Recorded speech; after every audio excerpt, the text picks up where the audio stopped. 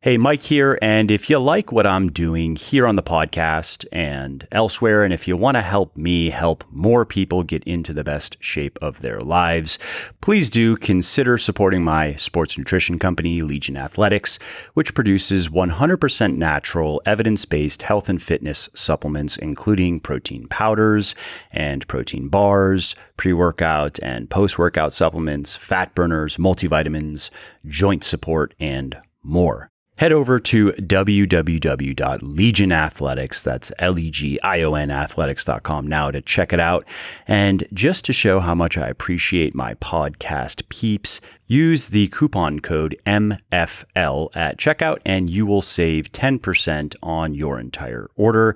And it'll ship free if you are anywhere in the United States. And if you're not, it'll ship free if your order is over $100. So again, if you appreciate my work and if you want to see more of it, please do consider supporting me so I can keep doing what I love, like producing podcasts like this.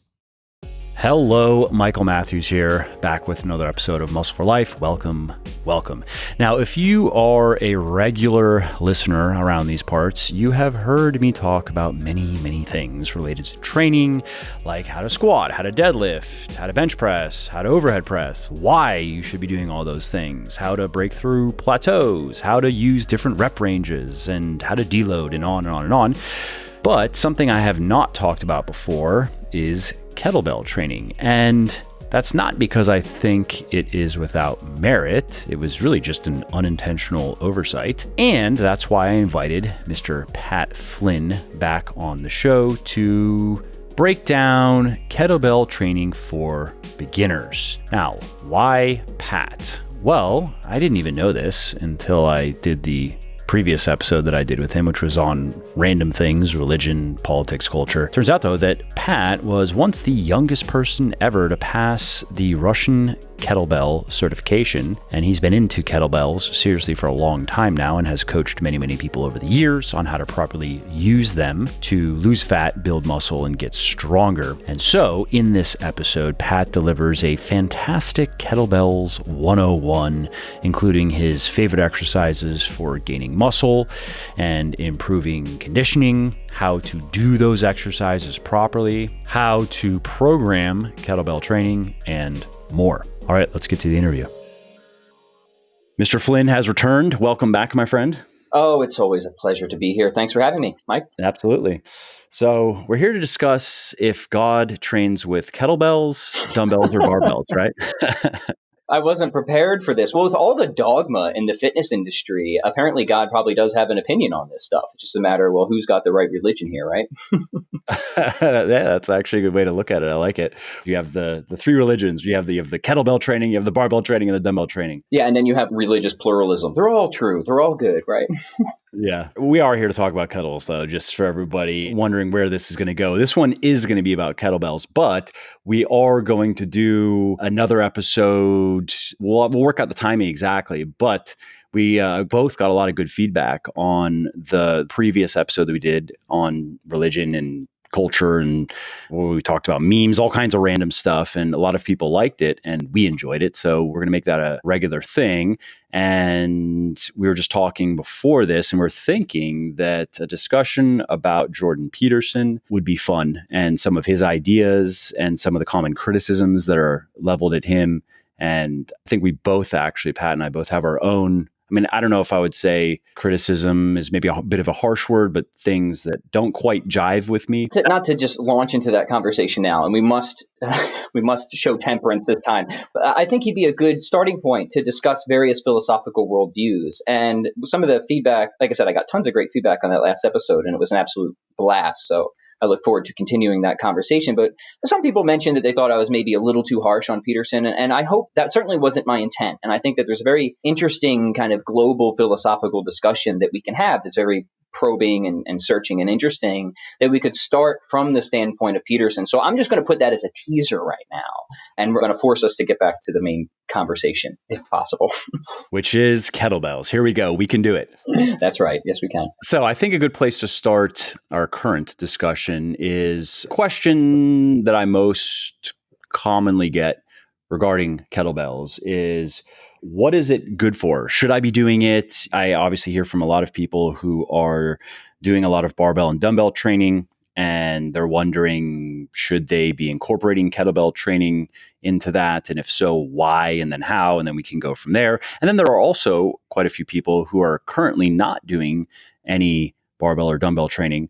And they're wondering, okay, they see it as three different disciplines. Which one should they choose? Yeah. And as far as kettlebells go, does it make sense to do only kettlebell training, and why, and so forth? Okay, yeah, a lot there. I think it might be helpful just to give a little background how I first got started training with kettlebells, which was actually through martial arts.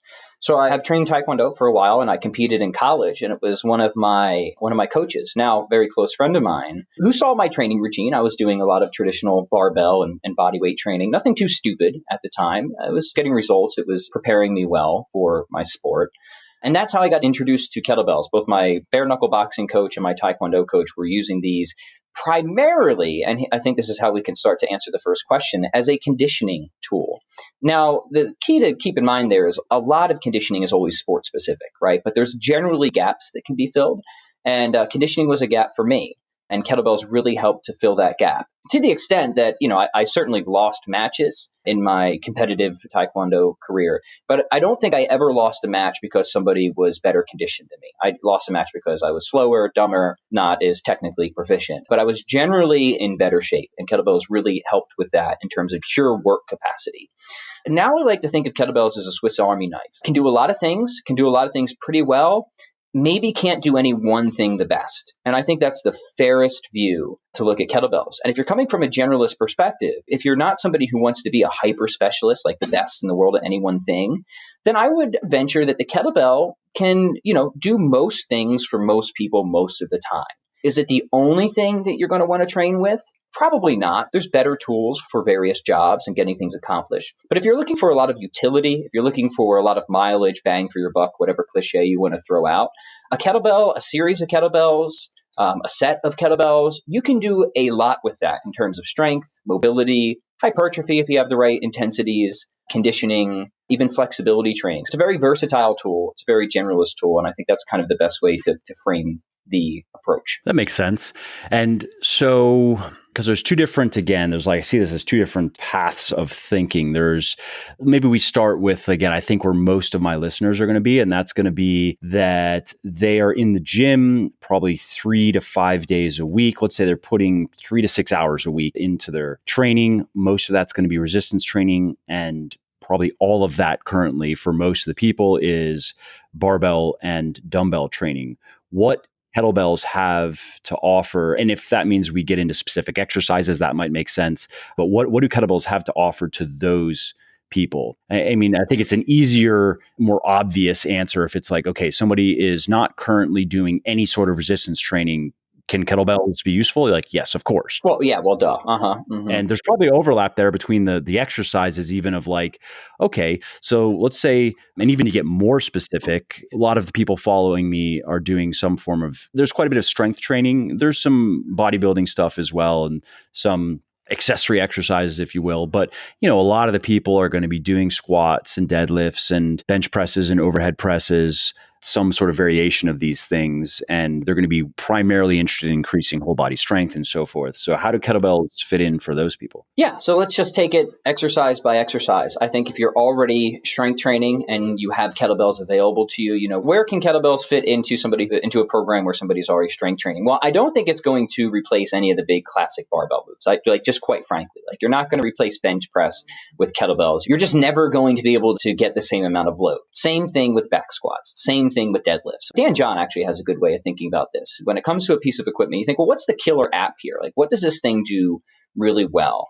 And in terms of those big, fundamental, foundational, multi-joint resistance exercises, I mean, the barbell has classically been used and considered to be the king for a good reason, right? And I certainly wouldn't want to advance the claim that, once you get kettlebells, you'll never need a deadlift again. And I hear people say that. I think it's just the most ridiculous thing I've ever heard. Kettlebells, on the other hand, some movements like the swing can do a lot. All you have to do is deadlift with a barbell and load it seriously, and then try to do some sort of version of deadlifts with kettlebells and you immediately know like, nah, this is not the same. Yeah, exactly, right? But if you look at the exercises like the swing, well, now we're on the other end of the force velocity curve, right? So now we're filling some gaps and now we're doing something interesting. And people could say, well, yeah, we could do that with barbells. We could do cleans or snatches, right, with barbells. But I would argue for most people anyways, those are pretty technical exercises. And the swing is going to be a lot more accessible. And we're going to be able to do the power development, really get a lot out of the hinging movement, do a lot of good for building the hamstrings, the glutes, the low back, with a pretty low technical exercise. So there's one. And we can use a swing. It's very important to remember that, it's just not the tool itself, right? First off, when we're considering any tool, we have to know how to use the tool properly, which comes down to proper technique. A hammer is no good if very little use if you hold it upside down or backwards, right? But secondly is, are you actually programming effectively? So I don't want to put that aside because that's important, right? Like, are your variables finely tuned? Like, are you approaching this intelligently? But in a general sense, kettlebell swings can help with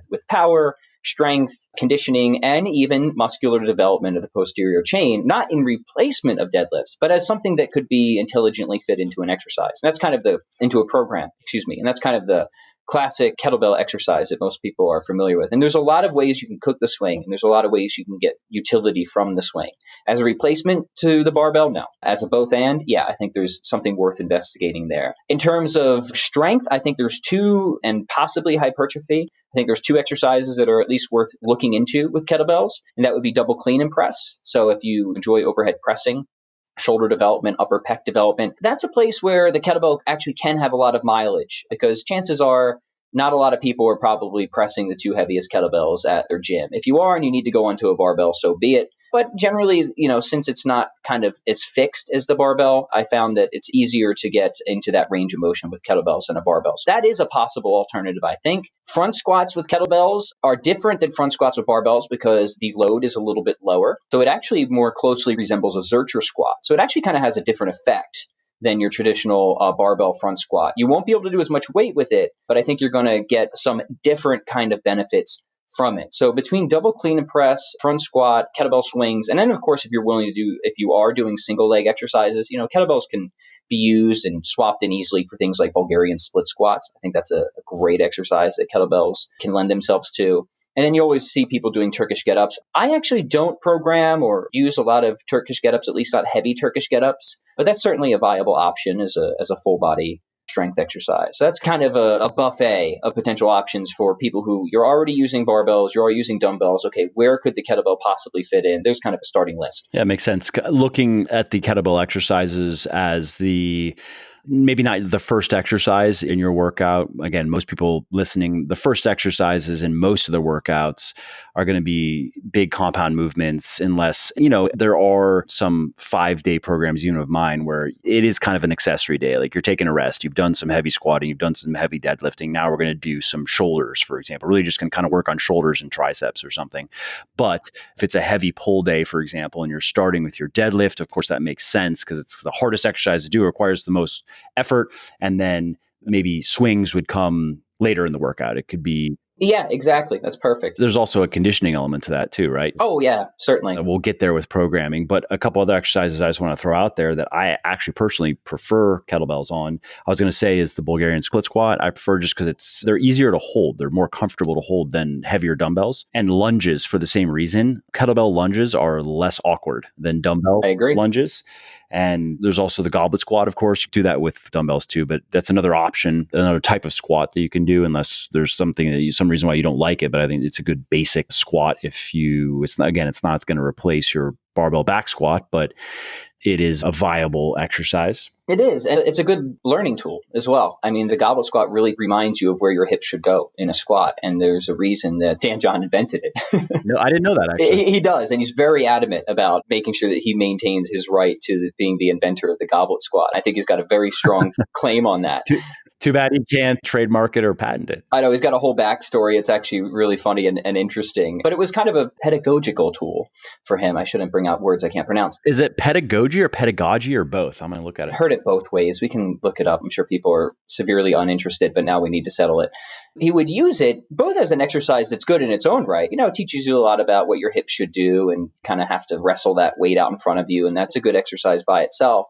But certainly a good learning tool to lead up to more intense squatting movements, front squats, back squats, etc. Now, the pattern in the goblet squat is different than the back squat, because in the back squat, your hips are going to hinge a little bit more. But it's always good to just understand the nuances and mechanics of any squatting pattern. Like it's just going to carry over, and you're going to be able to draw those distinctions more clearly. So whether you're using it as an exercise by itself, because you can get a lot of mileage out of the goblet squat, or you're using it to refine other movements, it's definitely worth paying attention to. Yeah, I agree. So it's pedagogy or pedagogy, but that says especially British. So I was wrong on both counts and you were right. All right. Well, I'll chalk that one up to luck entirely. I don't even know where that word comes from. Sometimes words just pop up and you're like, I'm going to run with that one. And I don't even know if it means what I think it means. This is too pretty of a word to not throw out right now. Well, you nailed it. Bullseye. Awesome. Let's talk programming then. Swings. Let's start with swings. How do you do them effectively and how do you progress on them effectively? We'll talk technique first and then we'll talk programming, because the answer to the programming question is always programming for what?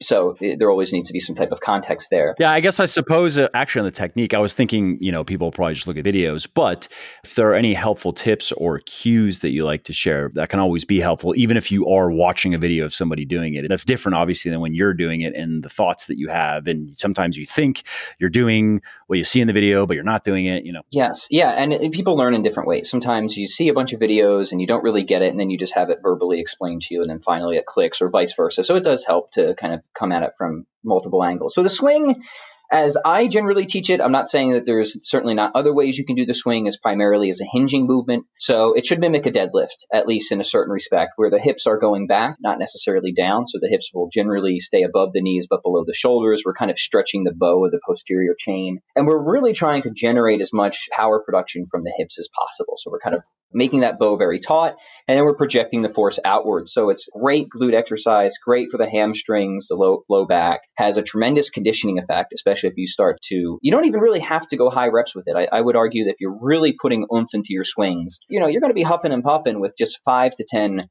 really good reps. So it has a metabolic hit. It has a utility for increasing power production, strength. So you're getting a lot out of this very simple exercise. Some of the key points to keep in mind are, like I said, it's a hinge. You want to try and, keep a neutral spine, that crown to coccyx alignment. The positions with a lot of kettlebell moves where you're going to be safest are also positions where you're generally going to be strongest. And then, a kind of way to think about it is if you imagine a broad jump. I think this is a good visualization for people. If you were to jump for distance, you would naturally kind of wind your hips back and then slam them forward. So don't think about jumping up with the swing. I think a lot of people want to kind of throw the kettlebell up. I would say in order to get the most out of what the exercise can do, and again, I'm not saying that if you squat your swings, you're doing it wrong or dangerous, or you're in some type of deep level of heresy, that's fine. But if you really want to, get the most out of it from a posterior chain exercise, think about launching your force forward out in front of you.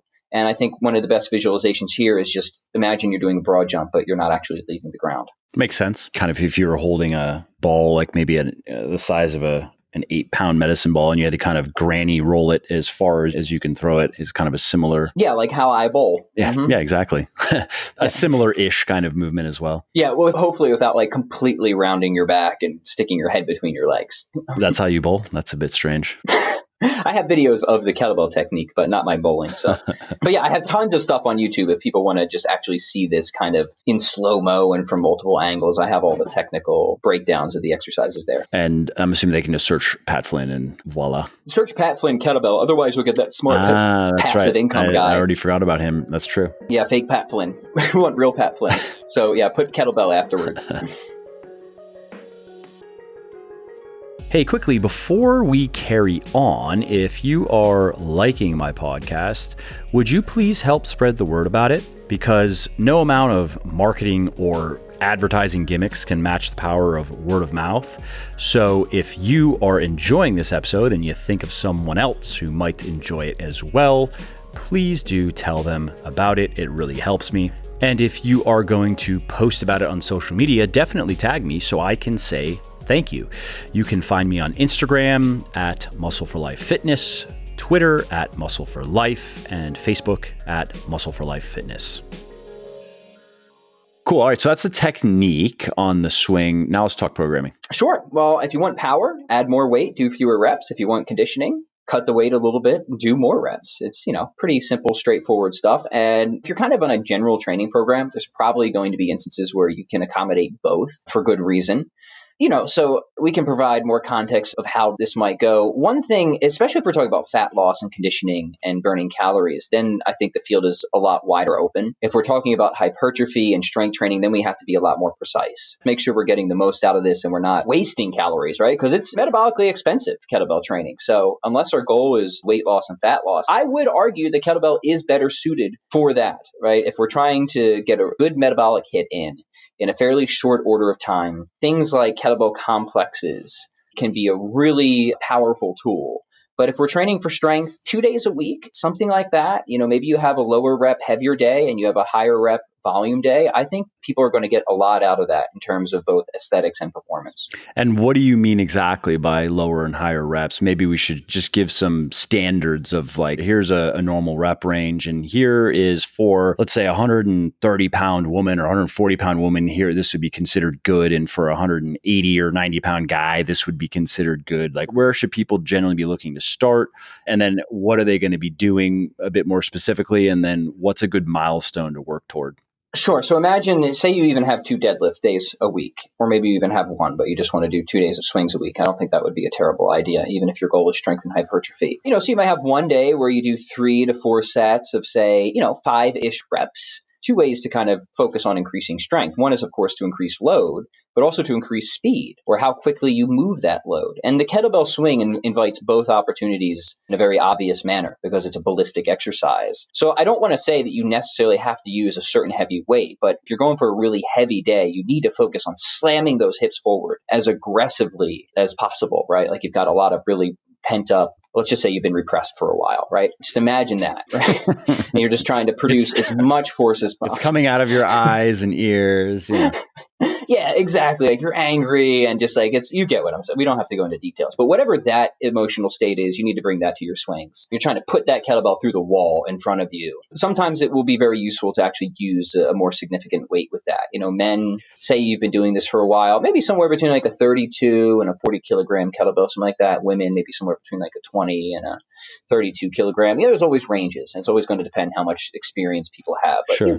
you want it to be significant, where you really have to kind of put a lot of oomph behind it. What about set intensity? Because take weightlifting, take the bench press. My general recommendation for people is to end 1 or 2 reps shy of technical failure, which is that, I know you know this, but for people listening, if you're not familiar with that term, it's the point where your form starts to break down. So if you were going to absolute failure where you can't move the bar anymore, you could still get another rep or two, but it's that sloppy rep where you can feel your form starting to go. That's technical failure. And I don't recommend that you push to that. Really, with compound exercises, I mean, I just recorded a whole podcast on this, so I won't go all over it all. I won't go too into it here, but on the compounds, every so often, if you're trying to do a rep max or like a 1RM test or something like that, is understandable. I don't recommend that as like a normal, when you're deadlifting every week, just deadlift until your form starts to go to shit. It's an easy way to get hurt. So instead, I'm recommending that people end their working or their hard sets. Generally speaking, I mean, if we're talking about a bicep curl at the end of your workout, it's not that big of a deal,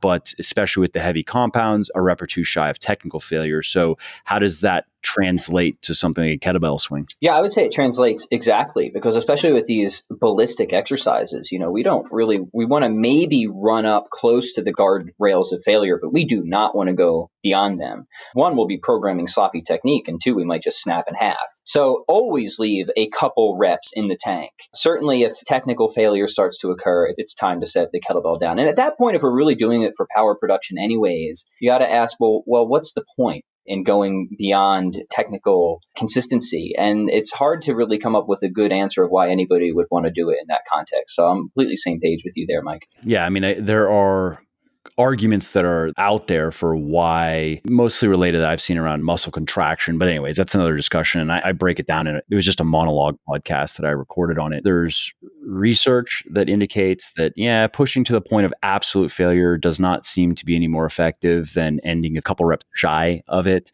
And then there's the practical point of, okay, if we're talking about a triceps press down, that's not that big of a deal. But if we're talking about the barbell back squat, with any amount of weight to absolute failure regularly is guaranteed fuck you up. It's guaranteed. Yes, yeah, and I have so many friends that have the back surgeries to prove that exact very point. And I would say same thing with these sort of aggressive ballistic exercises. Again, we're not even talking necessarily hypertrophy here. There will definitely be a defining effect from this, but we're really talking about power production. We're hitting the other end of that spectrum. So if you're getting to technical failure, chances are your power production has already petered out at that point anyways, right? Yep. Absolutely. Okay, good. So that's set intensity. And so if we're talking about rep ranges, then it sounds like it's just the standard. Okay, if you want to get strong, you got to be in the 4 to 6, somewhere around there, or even, in some cases, heavier. Would it ever make sense to do a 2 rep? I mean, that seems a bit random. I don't know if Yeah, no, I think so. I mean, you could do ladders. I think ladders certainly make a lot of sense with kettlebell training. So you might have, here's a kind of cool way that sometimes I program it.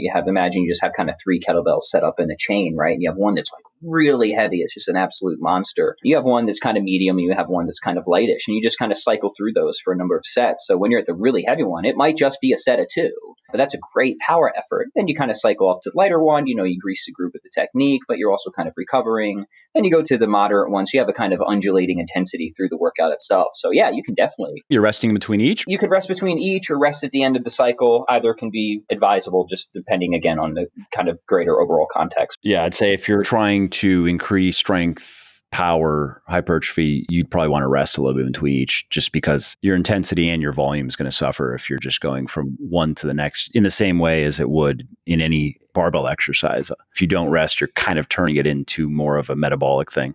Yep. Yeah, with you there. And then if you do want to do more of a conditioning thing, on another day, a kind of very basic but effective protocol, especially for increasing something like VO2 max, would just be 15 seconds on, 15 seconds off. And here I would actually say try to find a weight where you can hit a certain rep range with somewhere between like 8 to 12 reps per cycle, maybe even a few more with the swing or one arm swing. But you could just as easily do this with something like high pulls or snatches, kettlebell snatches or high pulls. And there it might be more strictly like 8 to 12 reps per 15-second cycle. That's a great little just conditioning workout that you could run that for 15 minutes. If you're feeling a little sassy, maybe you go upwards of 30 minutes. So that would be a kind of same movement, but sort of contrast in terms of purpose of 2 ways that you could plug kettlebells into your training and get some unique benefit out of it. Makes sense. And what about progression? Just straightforward kind of double progression where, and if anybody's listening not familiar with that, I mean, it's what's in my basic programs, Bigger Leaner Stronger for men, Thinner Leaner Stronger for women, is you're working in a given rep range. Let's say it's 4 to 6, or let's say it's 8 to 10. When you hit the top of the rep range, it could be 1 set, 2 sets, 3 sets, really depends on how you want to program it. But the point is you have to hit the top of your rep range for 1 to 3 sets. You then go up and wait. Simple way to progress. Is that also how you normally program kettlebell progressions, or do you prefer a more linear where you're saying, okay, here's our training block, here's our training cycle, and getting more specific in terms of you're going to start out with, there are different ways to go about this, but one way that I prefer to periodize my training, and this is what's going into this new second edition of Beyond Bigger, Leaner, Stronger, my intermediate book, is, okay, you're going to start your training block with higher volume, lower intensity, and then as you get deeper into your training block, that's going to reverse where the volume is going to come down, but the load is going to go up. I'm with you there. I tend to take a wavy sort of staggering approach to progression. I think that tends to pan out a little bit better than straight linear periodization, at least for the heavier strength and power stuff. In terms of the conditioning stuff, it's kind of interesting because for like strength, you want efficiency, right? Like you want to get as efficient as possible to get stronger. But in terms of keeping yourself conditioned, you actually kind of want to seek a certain degree of inefficiency. So that kind of becomes a different consideration. Now, you can increase inefficiency by increasing intensity. That's certainly one way to do it. But it's also a possibility where certain variety or specialized variety could be introduced as well. But to the first point, yeah, I'd say I'm on the same page as you there. So I'd say for people probably starting out, you could keep it simple. Just follow a double progression of what I was just mentioning, where find the weight that you can start with and that you can successfully perform the exercise with good form in the given rep range. Hit the top of the rep range for, could be 1 set. That's an aggressive progression. It could be 2 sets. I would say that's like a milder progression, and 3 sets would be a very conservative progression. But anyways, regardless of what it is, hit the top of the rep range for a given set of swings and then move up in weight. Yeah, thanks for filling in the blanks there for me, Mike. Appreciate it. I got your back. That's very sensible. That's good. I tend to be more conservative in my programming these days. A lot of just because of the populations that I tend to work with and the stupid things I've done over the years, even in my own programming. But yeah, any of those would be feasible and viable options. Cool. And you had mentioned variations, like you mentioned a single versus double arm swing. What's the story there? Yeah. So, I mean, one is just you have one hand on the kettlebell versus two hands on the kettlebell, but there's a few nuances. Oh, that's what you meant. Mind blown, right? No, but like why? Which one is instinctively people are like, well, is one better than the other? Which one's best? No, they're just different, right? Yeah, I know. Everyone will be like, what's the best? What's What's the the one ideal? weird trick? They're just different, right? So with a two-hand swing, you're naturally going to be able to use more weight because you got two freaking hands on the kettlebell, right? So that's going to lend itself more naturally to kind of just a overall higher intensity. The one-arm swing will give you additional benefits to grip strength because the grip's going to be challenged more, but now it also has an anti-rotational effect because the kettlebell's trying to turn you, rotate you. So it brings that element in. So neither better nor worse, just different. And depending on what you want to do and what you're going for, both or either or could make sense in your programming, but they're just sort of options on the table. Cool. And are there any other variations that people should know about? Kind of going up the chain of the hinging movements, we have cleans. Kettlebell clean is cool. And the thing about the kettlebell clean and then from there, the kettlebell snatch, even though there's an argument to be made that the clean is sometimes more difficult to learn than the snatch for people, I'm somewhat sympathetic with that. So the swing teaches force production. It also teaches force reduction. What the clean and the snatch do is they teach force redirection, right? The kettlebell wants to go in a certain direction. Now we have to say no. And we have to bring it back to some other location, right? So with the clean, it's going to be in the rack position where the kettlebell rests on the forearm. The forearm is kind of pinned against the rib cage. And this is an important exercise to learn even as an intermediary exercise because it's from the rack position that a lot of other kettlebell exercises are performed, like presses, for example, or front squats. So just to be able to get the kettlebell in that position with good technique, the kettlebell clean is how to do it. But it's a good exercise in its own right for the reasons I mentioned, like heavy double kettlebell cleans. Again, really nice power development exercise, really great for the posterior chain. You're also getting the lats involved, the traps, the rhomboids, even the biceps to a certain extent. They're not the primary movers of the exercise, but they're certainly involved. So it's now starting to incorporate a greater number of muscle groups. So yeah, those can make sense, certainly in a lot of different programming instances. And then the snatch is where the kettlebell lands completely overhead in the locked out position. So again, it's kind of introducing force redirection. It's a great conditioning exercise. It's cool because you can really get a nice cadence with it. So it works really well for that type of protocol that I talked about before. If you're just kind of going 15 seconds on, 15 seconds off, and you're trying to train more aerobic capacity, the snatch is a really good exercise for that because you can get a pretty smooth tempo and cadence and you can kind of lock out at the top. Whereas a swing, it's more continuous, it's more aggressive. So I would say that the swing is probably better towards the more aggressive anaerobic types of conditioning protocols, where the snatch can really kind of spread out the reps. You can set a tempo, a pace, so you can fill some aerobic conditioning gaps there. So again, neither better nor worse. And this is probably the most unexciting conversation people have ever heard with kettlebells. The thing in the kettlebell world is people get really attached and dogmatic. And that's always been a little distasteful to me. It's exercise. So you know what I mean? Yeah, I haven't produced so little content on kettlebells. I haven't attracted them, but I didn't. Why? I think it started with the nature of how kettlebells kind of became popular with the original, which was my original certification, the Russian Kettlebell Challenge. I was actually the youngest person to ever pass the Russian Kettlebell Challenge back when it really just used to be a giant hazing weekend. And it was very militaristic. And, people go back and forth of whether that was a good thing or not. And the expectation was that you were going to fail. And if you didn't do everything perfectly and pass your snatch test and use a certain amount of weight. So, very machismo in certain respects. And I think that fostered a very peculiar and somewhat unproductive attitude around a piece of exercise equipment. Kind of CrossFit-ish, it sounds like. Yes, very much so. And, I always enjoyed what I learned at these certifications. That from a technical standpoint, they were very helpful to me. But I never bought into the kind of the dogmatism that came with that. And there were always I remember this is years ago. It has fizzled out. The dogma is that kettlebells are the best. They're superior to everything. If Russian training secret that nobody's ever heard about. It's going to solve all your problems. This is what's going to help you set every record in the world. And all the great Russian athletes that we've never heard of. That was their secret stuff, just kind of bombastic marketing claims like that I think, again, led to certainly a number of people having the wrong expectations of what kettlebells can do, but just a very weird attitude, especially online. Back in the days, remember when forums were all the thing before everything switched to social media? It has fizzled out, I think, because people just realized that position was logically unsustainable, trying to argue that the kettlebell was the best for than any other piece of equipment. I just don't know how you could even entertain trying to make that case. But there's a remnant of that attitude that it's still around, but it's certainly gotten better. So yeah, it doesn't surprise me that you're not as familiar with it, but anybody who's been in the kettlebell world that's listening to me, I'm sure they're nodding their head. And Dan John and I just had a long talk about this the other day on one of my podcasts, because he's obviously very involved in the kettlebell world, and he's always tried to battle against that and say, hey, we need to be a lot more reasonable here. Interesting. Today I learned TIL.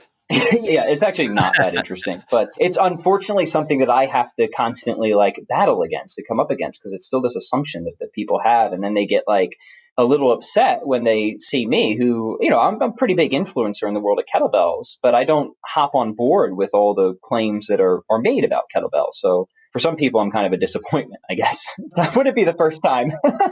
You're a kettlebell Uncle Tom, man. Yeah, it certainly wouldn't be the first time that Pat Flynn let somebody down. But I just want people to have the right expectations. We're coming in with the expectation that, okay, most of your audience is already training. They're probably already doing pretty well. Could they add kettlebells and benefit from it? Sure, yeah, I think so. Do they have to? No, they probably don't have to. Is it going to solve all their problems better than anything else? No, absolutely not. So, it is what it is. I think where they become more interesting is for people who are looking for a place to start. They want some type of a time efficient way to get in general good shape. Maybe they like working out at home. They don't have a gym membership. Maybe they don't want a gym membership. Maybe they just have a small room or a garage gym and they have a couple of kettlebells, maybe some body weight equipment. Then I think the conversation changes and you can put together a really good kind of general fitness plan. Not going to be the best at any one thing, but you're going to be able to do most of the things that you want to do really well. You're going to be able to lean up. You're going to be able to put on some muscle. You're going to be able to gain strength. You're going to be able to increase your ranges of motion and control through range of motion and flexibility. You can get a lot of mileage out of it. Kettlebells can be more or less exciting depending on where you're coming from. It can be something new, which is just inherently more interesting and can make your workouts more fun. And that's part of the argument that I'm working on what's going to be a chapter in this new book. And I'll probably put it up on Legion's blog too, because it's good information and why not? And I've never had anybody complain that some of the book's chapters are up on the blog. But on periodization, I think it's one of the arguments, a good argument for periodization is it just makes your workouts more interesting, especially if you've been grinding the iron for many years. There's a point where, and even someone like me I'm a very robotic person, or I can be a very robotic person with my routine and just keep doing the same things every day and not complain about it and not even feel bored about it. I just do it because I know why I'm doing it. I don't even think about it. But I think for better or worse, that's just the way I am. And that's been great in my work. It has caused problems in other areas of my life, though, like relationships, for example. So I'm not trying to say that I'm a complete Ubermensch, but even for me, the periodization has helped in that regard, which just makes my workouts a bit more interesting, makes me a bit more anticipate my workouts a little bit more, look forward to my workouts a little bit more. So incorporating some kettlebell stuff into your workout program can have that effect too. Yeah, Ubermensch, you make Nietzsche proud. But also, you're right in the sense that, you can have the kind of quote unquote ideal program on paper. But I'm with you, Mike. I think you got to consider these psychological factors when you're programming, because we are dealing with people after all. So things like variety and excitement factor and interest factor, I really do try to consider these when I'm putting together my various programs, because I know that these are things that are important to people and can help increase adherence. Now, the key is not to focus on them so much that you lose effective programming. So there's a balance that has to be had. But I'm glad you brought that up, because I think it's something that often gets overlooked, where people will make this very monotonous, very robotic program that some very disciplined, dedicated people can follow. But when you kind of zoom out and look towards the general population, I think it is helpful to consider a lot of these psychological factors in programming as well. Especially with intermediates, people who are beyond the newbie gains phase, beyond the honeymoon phase, where in the beginning, and this is why my programs for men and women in my beginning books, Bigger, Leaner, Stronger, and Thinner, Leaner, Stronger, it's pretty simple. It's pretty straightforward. You are changing exercises up every 8 weeks or so. And there is some basic periodization. Even how you progress, there's a little bit of periodization. But I'm not too concerned with trying to make the workouts overly interesting, because in the beginning, your body is so responsive to the training. That alone is, people, of course, are amazed when they are finally seeing real changes in the mirror and in the gym. They're getting stronger, they're gaining weight or losing weight according to their goals, and their clothes are fitting tighter. They don't give a shit how quote unquote monotonous the workouts are. They are looking forward to every single workout every day. You remember that period. I remember that period, but eventually that comes to an end, and now progress slows down considerably, and you have to work even harder to make less progress.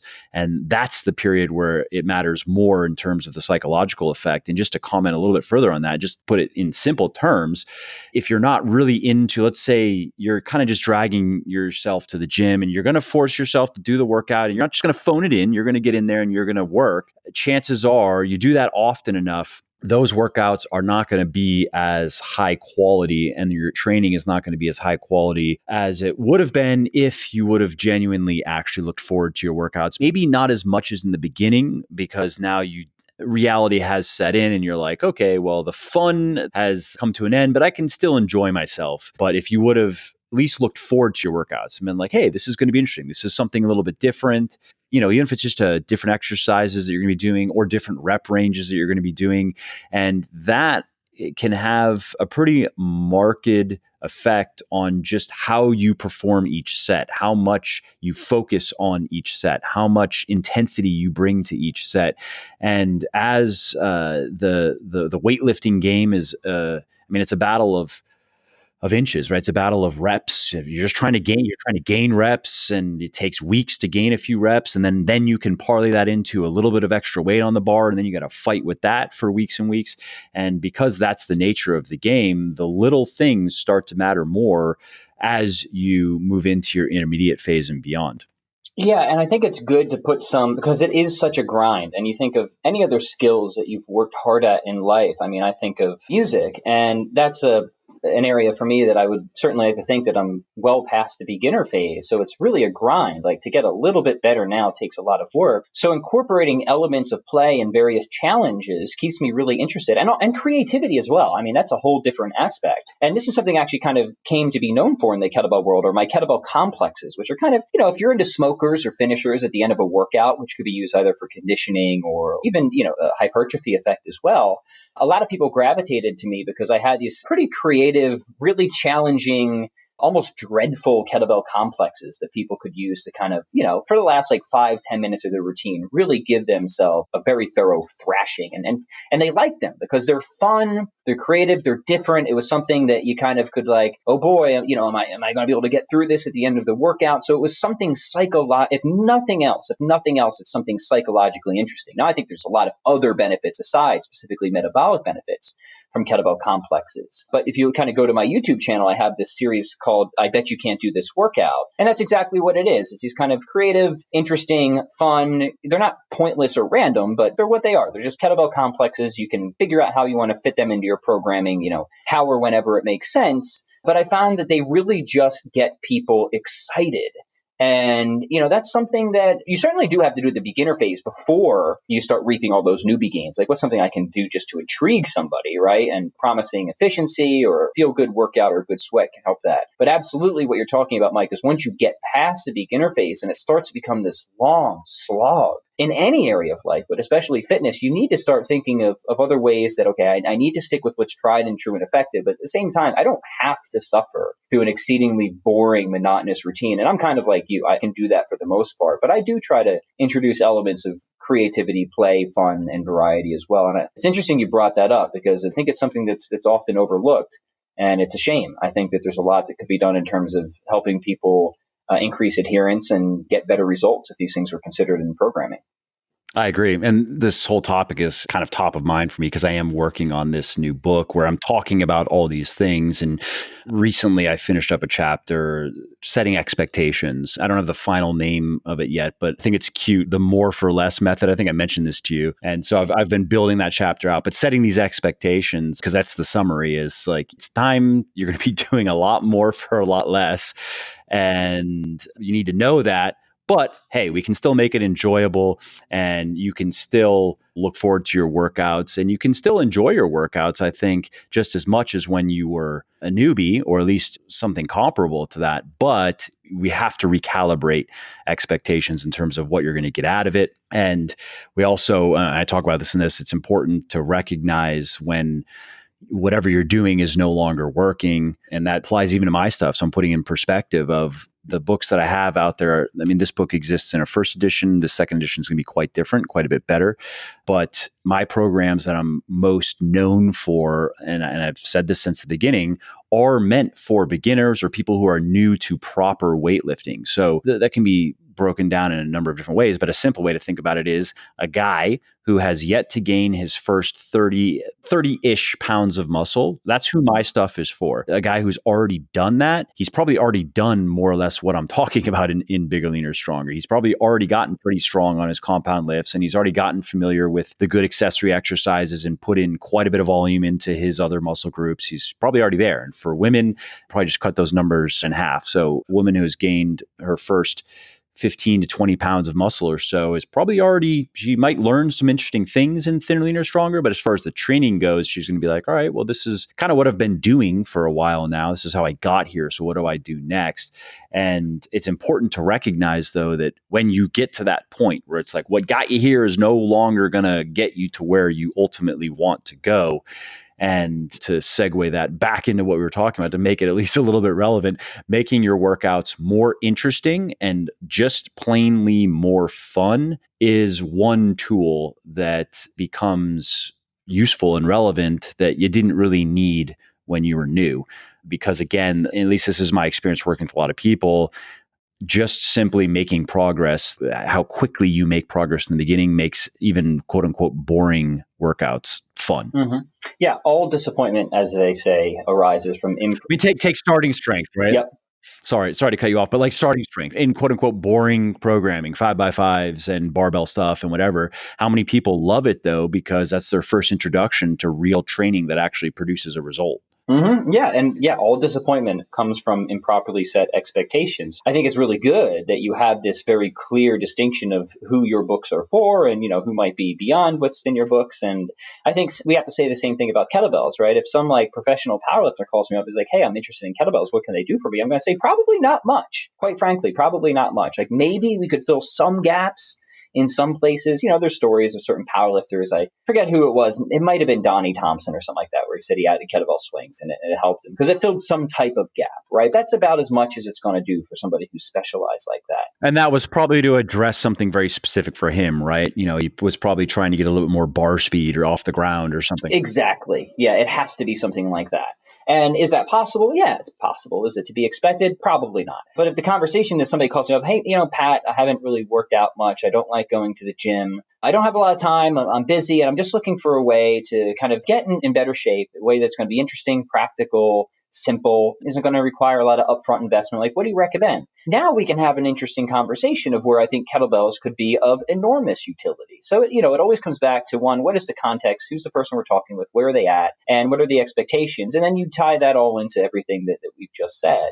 So, all of these are topics that I think are important and probably should be discussed at length. The psychological factors of programming, and the expectations coming into exercise. And, if there's anything else that people leave from this conversation, I hope that if they go use kettlebells, the expectations I have given are exceeded, right? In the sense that if I made all these bombastic claims and they go and they do my workouts and they're like, yeah, that didn't really do anything. Probably don't want anything to do with kettlebells anymore. Probably don't want anything to do with Pat Flynn anymore. But now if somebody's intrigued and they go and do a set of swings and they get a good sweat and, they feel that little bite between their thighs that you get after, swinging a kettlebell first times. Oh, hey, that was fun. That was pretty good. That was cool. Maybe I'll think about incorporating this, long-term in my programming. I'll feel I've done my job at that point. Well said. I like it. The only other question bouncing around in my head is, are there any other technical points on any of the other exercises you recommended that you think we should touch on before wrapping up? The swing is, and then the further, I guess you almost say progressions or of a swing, like a clean, you probably would want to get good at the swing first before you'd go to the clean, right? And the same would go for the snatch. You'd want to get good at the swing first before you go to the snatch. But the other exercises you'd mentioned, anything technical that you feel should be touched on, or are they just pretty straightforward in that they're kettlebell versions of the dumbbell exercise or the barbell exercise that everyone's familiar with? You know what I mean? Yeah, they're similar, but they are different. And that's why I wrote that little introduction to kettlebells ebook, is to go through some of the kind of the most fundamental kettlebell techniques. So I talk about the swing and all the points that we've discussed, the one-arm swing and the additional nuances there. With the clean, a few technical details, keep a loose grip on the kettlebell. If you grip the kettlebell too hard, it's going to tear your calluses. You're just going to have bloody hands. It's going to slow the rotation. You're going to bang your forearm. So you got to learn to kind of keep your grip tight enough to hold on to the kettlebell, but loose enough that it can rotate freely. Some cues there, kind of think about zipping up a big coat. You want to try and keep that kettlebell close to your body on the way up. And you want to think really about cleaning to your hip rather than your rib cage. Start putting your arm through the kettlebell sooner than you think to make that move as efficient as possible. And I would just carry that advice over to the snatch as well. Get your hand through the kettlebell sooner than you think. Like you're trying to race the kettlebell to the top. You're keeping your grip loose. On the way down, make sure that you're pretty aggressive with it. You want to kind of think about throwing the kettlebell actively. Here's a cue that sometimes freaks people out, but you want to kind of think that you're playing chicken with your zipper, right? You're just kind of throwing the kettlebell right at your zipper, and then at the last second, you want to move your hips out of the way. If you move your hips out of the way too soon, then the kettlebell is going to yank your shoulders. It's going to pull your back. You're not using your hips to reduce force. So close to the body, loose grip, play chicken with your zipper. Those are the kind of highlights with the snatch. Turkish get up has about 6 or 7 steps, depending on how you break it down. That's probably too much to go into all of them now, but I have the pictures and videos in the ebook. But, it's all about the kind of stanchion of supports. You want to make sure that everything is kind of lined up from the kettlebell to the ground through your body throughout the exercise, because you're really relying as much on skeletal structural support to lift the weight overhead as you are just kind of pure muscle strength. So that's why the stages are what they are, to make sure you have that sort of structural integrity through the exercise to move as much weight as possible. Goblet squat, basic kind of squatting reminders here. You want to think about pulling your butt between your legs. Elbows should come inside the knees. They shouldn't rest on top of the knees. You want to try and keep a nice, long, tall spine. Just basic squatting mechanics there. And the nice thing about the goblet squat is just since you're holding the weight out front, it acts as a nice counterbalance and really helps you to get into a deep range of motion. So those are all the highlights. And the ebook, which I launched just a few weeks ago, it did really well. It's currently sitting right behind this annoying book called Thinner, Leader, Stronger. That scam artist. Amazon. And as soon as we get that guy out of the way, we'll be a little higher on the charts. Yeah, that scam artist in this. But hey, we're both ahead of Tim Ferriss, so that's good. But anyway, the darn thing is a bug. That could be another discussion. Yeah, we'll put him in the queue. I interviewed him years back. He was one of my original guests, but I've lost all contact since. But here nor there. Yeah, it's only $1. And what it is, it's literally what it says. It's introduction. So I go through the core techniques. There's videos, written descriptions, pictures. Very simple. The whole thing is a whopping 36 pages. So let's talk about expectations again, right? And then there's a simple starting program. So if you're new to kettlebells or you want to kind of return to kettlebells and polish your technique and get a kind of good general sense of how kettlebells can build general physical preparedness, that's all in there as well. And it's on Amazon, Introduction to Kettlebells, a minimalist guide by yours truly, Pat Flynn. Real Pat Flynn, not fake Pat Flynn. That should actually be your author name on Amazon. Real Pat Flynn. I should have made it Patrick Flynn. Just one word, Real Pat. Real Pat Flynn. The first name is Real Pat, and then the last name is Flynn. Yeah. But that's it, man. We're fighting each other on the charts here in the exercise and fitness books. This no meat athlete cookbook is crushing us right now at number 1. Which category are you looking at? Exercise and fitness, bestsellers and top paid exercise and fitness. I had this stupid little ebook at number 1 in 3 categories, and we held that for about a week or 2, and then it's sunk down a little bit. I don't even know what this Matt Fraser, I guess he's probably some celebrity vegan guy or something. Pavel's new book is up there right now. On my screen, you're 7. Yeah. You're 7 and 9. Yeah. I'm now 11. I just refreshed it. I actually dropped it. You just went up in the past refresh. Dang it. And the 4-hour body, 13. Yep, 13. And then there's Pavel's other kettlebell book, Simple and Sinister. And that, I would recommend that as well for anybody who's interested in kettlebells. It's all swings and get-ups. So talk about a really bare bones program. I wouldn't recommend following just a 2 exercise program for your entire life. Mine is going to be a little bit more robust. Again, not saying better, just different. So it'll introduce a few more exercises and I think cover a few more angles. Pavel really takes the minimalist angle and he really focuses just on the swings and get-ups there. But good. Pavel's a good resource for sure. He needs to find a better cover designer. I should offer the services of my Fiverr designer. Actually, you can't even read the title of his new book. Yeah. If you like mine, that cost me all $5. I mean, at least you can read it. It's just kind of obnoxious and it kind of looks like an old Nickelodeon poster, doesn't it? I like the abstract kind of fractal art at the top. I have no idea what that is. I'm just okay, cool. We'll run with that. What does it symbolize? I have no idea. It's some postmodern nonsense. Think about it. Yeah. What is the meaning behind this? But it's the content inside that counts, right? Yeah. So we talked about the book, but let's tell everybody where they can find you otherwise, your website, your social medias, stuff like that.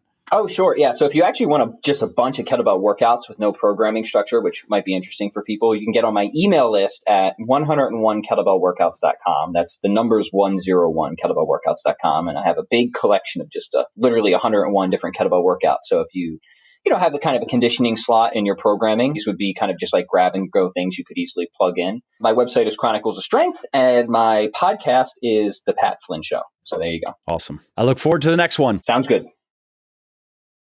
Hey, Mike here, and if you like what I'm doing here on the podcast and elsewhere, and if you want to help me help more people get into the best shape of their lives, please do consider supporting my sports nutrition company, Legion Athletics, which produces 100% natural, evidence-based health and fitness supplements, including protein powders and protein bars, pre-workout and post-workout supplements, fat burners, multivitamins, joint support, and more. Head over to www.legionathletics, that's Legion athletics.com now to check it out. And just to show how much I appreciate my podcast peeps, use the coupon code MFL at checkout and you will save 10% on your entire order, and it'll ship free if you are anywhere in the United States. And if you're not, it'll ship free if your order is over $100. So again, if you appreciate my work and if you want to see more of it, please do consider supporting me so I can keep doing what I love, like producing podcasts like this.